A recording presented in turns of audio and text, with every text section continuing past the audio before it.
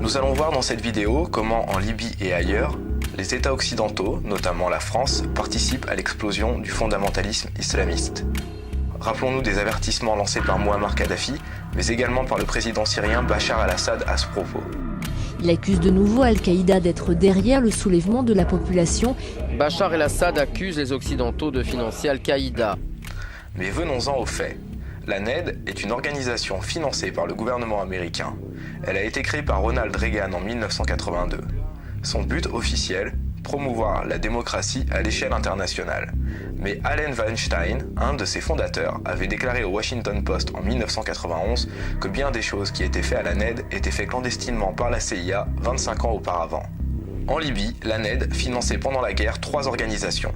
Ces organisations avaient très peu d'activités sur Internet. Il était donc très difficile d'obtenir des informations à propos de ces organisations.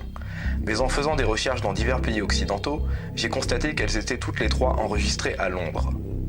Il s'agit premièrement du Libyan and Human Political Development Forum, de Arbar Libya et de Transparency Libya. Après avoir acquis les statuts de ces 3 organisations et quelques-uns de leurs rapports financiers, j'ai pu trouver les noms des personnes qui les avaient administrées. Et ce que j'ai découvert est vraiment très inquiétant, car ces organisations étaient en fait administrées par des individus recherchés par Interpol. La première personne est Chamis Achour. Il est né en 1946 en Libye et vit au Royaume-Uni officiellement depuis une trentaine d'années. On le présente souvent comme un journaliste d'opposition à Kadhafi ou comme un opposant en exil.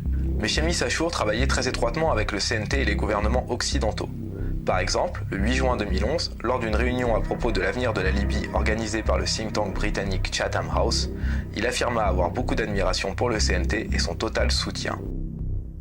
Seulement voilà, parallèlement à ses occupations officielles, Achour Chamis entretenait d'étroites relations avec la nébuleuse islamique, en particulier avec le groupe islamique de combat en Libye, le GICL. Mais ce n'est pas tout. Le plus incroyable, c'est que Chamis Achour était recherché par Interpol pour, je cite, « des crimes impliquant l'utilisation d'explosifs et d'armes ».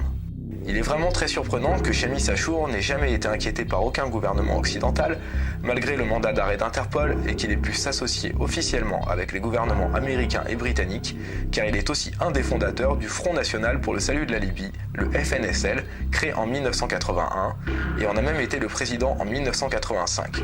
Or, dans son livre « Manipulation africaine » publié en 2001, Pierre Péan décrit le FNSL comme un groupe d'opposition à Kadhafi soutenu par la CIA. De quoi se donner une idée de la nature de ce groupe et de ses objectifs. La seconde personne suspecte que l'on trouve à la tête des organisations de la NED est le camarade d'Achour Chamis, Ali Abou Zakouk. Il était recherché lui aussi par Interpol pour contrefaçon et usage de faux. Et il est un des fondateurs historiques du FNSL. Ali Abou Zakouk est très actif au sein de la NED, comme en témoigne sa présence aux tables rondes pour la remise des Democracy Awards en 2011. C'est une récompense remise par la NED à des militants des droits de l'homme triés sur le volet. Ce jour-là, il était aux côtés de Radouane Ziadeh, le principal auteur des accusations contre le régime syrien à l'ONU. En définitive, les États-Unis finançaient en Libye des ONG à la tête desquelles ils avaient placé des personnes recherchées par Interpol et connues pour leur lien avec le terrorisme islamique. Il ne faut donc pas s'étonner ensuite que les médias occidentaux confondent terroristes avec militants des droits de l'homme. Justement, écoutons ce que disait Abdallah al-Senussi à ce propos, le 21 août 2011, devant les médias du monde entier. J'ai eu la chance de filmer cette intervention puisque j'étais présent ce jour-là, mais les propos de Senussi ont été complètement étouffés par les médias occidentaux. As the head of Libyan intelligence, I have very good links with intelligence services from around the world.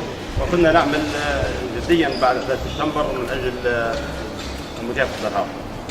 And especially after the September the 11th attacks, we have been collaborating very well together. واشتغلنا مع بعضنا بشكل كبير لان هناك تحالف دولي مضاد للارهاب وعلى الاله وكنا يجب ان نجند جهودنا ونتخلص من الارهاب. We were told by the world that there is a war against terrorism and that all countries need to come together to fight this new evil. واعتقدنا هكذا. And we believe that.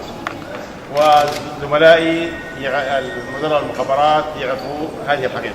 And my colleagues, the heads of intelligence services all around the world, know what I'm talking about. الآن اللي بيقود في عمليات الناتو في ليبيا هم جماعة القاعدة. Those leading NATO's operations on land in Libya are Al-Qaeda elements. هي الآن بوفاق واتفاق مع القاعدة، وأن ليبيا الآن تدمر من الناتو بتعليمات من القاعدة. The European and Western officials are lying to their peoples when they say they are fighting terrorism.